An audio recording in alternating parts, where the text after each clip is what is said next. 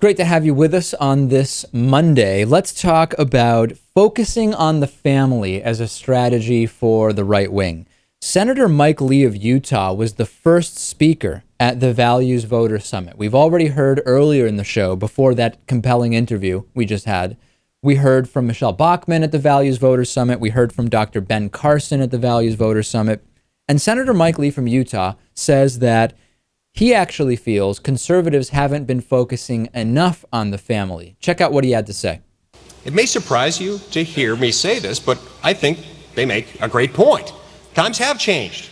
We do need to broaden our appeal, and we need to change the way that we talk about the family. But ultimately, the critics have it exactly backwards. The problem is not that conservatives have focused too much on the family, but far too little. So I think, Lewis, this is kind of an issue of quality versus quantity. They have focused on it. In fact, so-called family values have been almost the exclusive focus of many right-wing groups. It's just all the wrong ways that they've been focusing on it, like being against gay people, being against reasonable sex education, being against legal medical procedures, being against democratically passed and Supreme Court upheld laws around healthcare.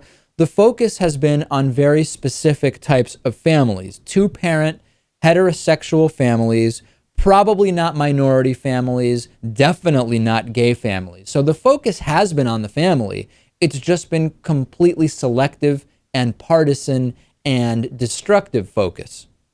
Yeah, it's just a xenophobic, racist, homophobic view, manipulation, basically, or control method of how they want these families to be. If there was more focus on the family from the right wing, from these so-called values voters, I think the only way they could, in the way that they focus on families, the next step would be jailing women who get abortions and publicly hanging gay people. Like, based on their definition of focusing on the family, I don't know what else it could mean.